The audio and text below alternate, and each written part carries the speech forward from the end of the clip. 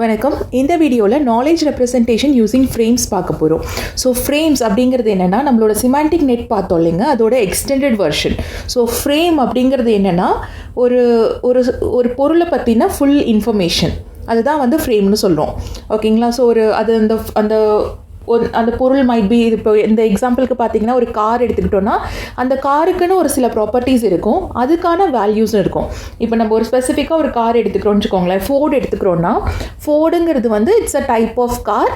அதுக்கான ப்ராப்பர்ட்டிஸ் பார்த்திங்கன்னா எத்தனை சீட்டு இருக்குது, என்ஜின் என்ன டைப்பு, என்ன ஃபியூயல் அது ஆப்ரேட் ஆகுது.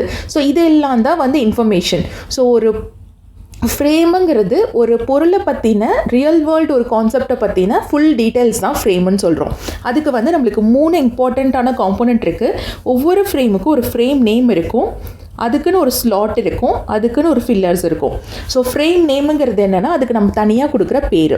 இப்போ ஃபோர்டுனா ஃபோர்டுங்கிறது ஒரு நேம், அது வந்து ஒரு அது வந்து நம்ம கொடுக்குற அந்த ஃப்ரேமுக்கு கொடுக்குற நேமு. அடுத்து ஸ்லாட்டுன்னு பார்த்தீங்கன்னா அதில் என்னென்ன வந்து நம்ம வேல்யூஸ் கொடுக்க போகிறோம், அதாவது எதை நம்ம செக் பண்ண போகிறோம், அதில் என்ஜின் இருக்கா, என்ன டைப் ஆஃப் ஃபியூயல், இந்த ப்ராப்பர்ட்டிஸ் எல்லாம் இருக்குது பார்த்தீங்களா, அதுதான் ஸ்லாட்டு. அந்த ஸ்லாட்டுக்கு நம்ம ஒரு பர்டிகுலர் வேல்யூஸ் கொடுப்போம் பார்த்தீங்களா. இப்போ வந்து சீட்ஸ்ன்னு பார்த்தோம்னா நம்மளுக்கு ஃபோர்டில் மோஸ்ட்லி வந்து 5 சீட்டர் இருக்குது. அதே மாதிரி ஃபியூயல் பார்த்தீங்கன்னா ஃபியூயல் வந்து பெட்ரோல் இல்லைனா டீசல். இந்த வேல்யூஸ் கொடுக்கறதுக்கு பேர் தான் ஃபில்லர்ஸ் அப்படின்னு சொல்லுவோம். இப்போ இங்கே எக்ஸாம்பிளுக்கு பார்த்தீங்கன்னா ஒரு காருக்கான ஒரு இது கொடுத்துருக்காங்க, காருக்கான ஃப்ரேமு.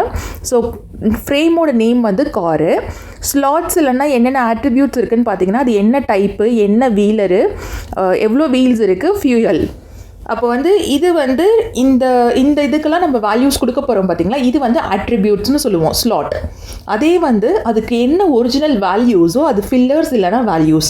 அதாவது டைப் பார்த்தீங்கன்னா it is a type of vehicle. காருங்கிறது ஒரு டைப் ஆஃப் வெஹிக்கல். அதே மாதிரி எத்தனை வீல் இருக்கும், 4 வீல்ஸ் இருக்கும். அடுத்து ஃபியூயல் வந்து either petrol R diesel. So இந்த வேல்யூஸ்க்கு பேர் ஃபில்லர். இது எல்லாம் சேர்ந்தது தான் ஒரு ஃப்ரேம் அப்படின்னு சொல்லுவோம். ஓகேங்களா? இப்போ இந்த மாதிரி ஒரு டாப்பிக்கு ரிலவெண்ட்டாக நிறைய ஃப்ரேம்ஸ் எல்லாத்தையும் கலெக்ட் பண்ணிவிட்டு அதுக்குரிய ப்ராப்பர்ட்டிஸை வந்து நம்ம ஒரு ஹைரார்க்கியல் பேட்டர்னில் அரேஞ்ச் பண்ணோன்னா, அந்த சிமாண்டிக் நெட்வொர்க் ஸ்ட்ரக்சரில் அரேஞ்ச் பண்ணிட்டோன்னா அதுதான் வந்து நம்மளோட நாலேஜ் ரெப்ரசன்டேஷன் அப்படின்னு சொல்கிறோம்.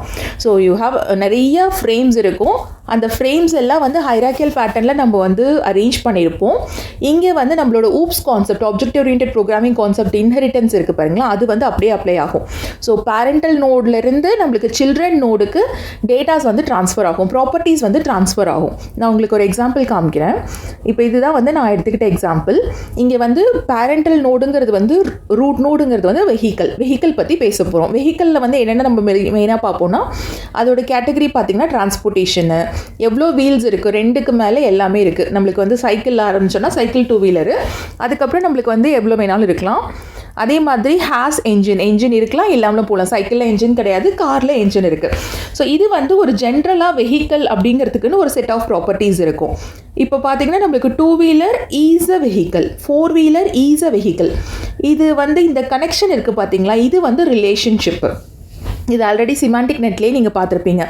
ஸோ ஒரு ஃப்ரேம் இன்னொரு ஃப்ரேமுக்கு எப்படி கனெக்ட் ஆகிருக்கு, என்ன ரிலேஷன்ஷிப்பில் கனெக்ட் ஆகிருக்கு, அது வந்து ரொம்ப முக்கியம். ஸோ வந்து 2 வீலருங்கிறது ஒரு டைப் ஆஃப் வெஹிக்கல், 4 வீலருங்கிறது ஒரு டைப் ஆஃப் வெஹிக்கல்.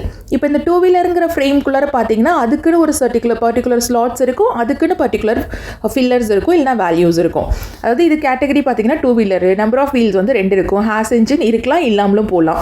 ஏன்னா சைக்கிள் பைக் ரெண்டுமே 2 வீலர் கைண்டில் வரும். இப்போ சைக்கிளுக்கு என்ஜின் கிடையாது, பைக்குக்கு என்ஜின் இருக்குது.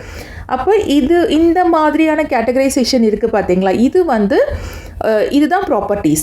ஸோ ஒரு சில ப்ராப்பர்ட்டிஸ் வந்து நம்மளுக்கு பேரண்டல் நோட்லேருந்து கீழே வரைக்கும் ஒரே வேல்யூஸ் இருக்கும். இப்போ பைக் எடுத்துக்கிட்டாலும் சரி, சைக்கிள் எடுத்துக்கிட்டாலும் சரி, காரு, ட்ரக்கு எதை எடுத்திங்கனாலும் அது வந்து டிரான்ஸ்போர்ட்டேஷனுக்கு தான் யூஸ் ஆகுது. ஸோ பேரண்டல் நோட்டோட கேட்டகரி வந்து எல்லாத்துக்குமே செட் ஆகும்.